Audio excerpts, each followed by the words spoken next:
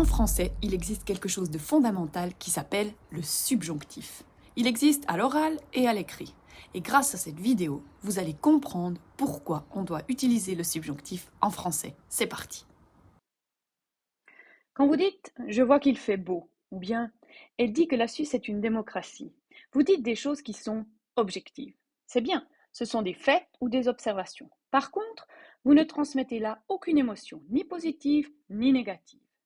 Eh bien, ce qui est génial avec le subjonctif, c'est que lui, il permet d'exprimer des émotions, il permet d'être subjectif. D'ailleurs, vous le voyez bien, dans le mot subjonctif, il y a le mot subjectif. Bien. Regardons comment ça marche.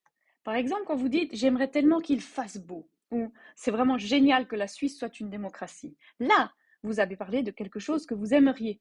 Vous avez laissé parler votre cœur. Vous avez mis une émotion, par définition subjective, dans ce que vous avez dit. Eh bien, qu'il fasse beau ou que la Suisse soit une démocratie, ça, ce sont des subjonctifs. Et oui, vous voyez, en français, vous avez la possibilité de distinguer entre quelque chose de neutre et quelque chose de subjectif, quelque chose d'émotionnel. C'est le cas aussi dans d'autres langues romanes comme l'espagnol, par exemple. Et puis, pour ce qui est subjectif, eh bien, vous avez le subjonctif. Bon, en fait, pour vous dire toute la vérité, ce n'est pas simplement une possibilité que vous avez, c'est une obligation.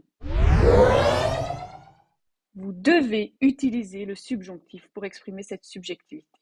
Autrement dit, le subjonctif n'est pas un luxe ou une manière de s'exprimer dans un français très élevé. Non, il est obligatoire. D'ailleurs, même les enfants qui ne vont pas encore à l'école l'utilisent. Vous allez très vite comprendre comment ça fonctionne. Après les verbes de souhait, comme par exemple « je veux que » ou « je souhaite que » ou encore « il faut que » ou après des verbes de sentiment, comme par exemple « je me réjouis que » ou « j'ai peur que » ou finalement après des verbes qui expriment une prise de position, typiquement « c'est dommage que » ou « je trouve génial »,« je trouve stupide »,« je trouve drôle que ». Après ces verbes qui sont ici en rose, vous devez utiliser le subjonctif. Si vous voulez une liste complète de ces verbes comme ceux en rose ici, n'hésitez pas à aller voir une autre vidéo en cliquant le lien ci-dessus ou alors en allant consulter une grammaire où vous trouverez une liste complète. Bien, donc vous avez bien compris, le subjonctif s'utilise après ces verbes subjectifs, ok? Ok, on résume. Donc, le subjonctif permet d'exprimer quelque chose de subjectif. Ensuite, le subjonctif ne peut pas vivre seul. Il est toujours dépendant de quelque chose. Il est toujours après un « que », vous avez remarqué. Et finalement, le subjonctif n'est pas un temps. En soi, tout seul, il ne signifie rien.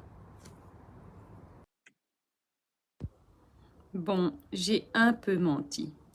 Il y a encore un ou deux autres éléments après lesquels vous devez utiliser le subjonctif.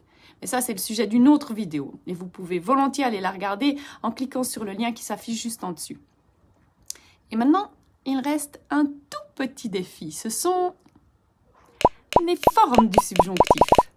Mais ça aussi, c'est facile. Pour le savoir, allez voir dans ma prochaine vidéo.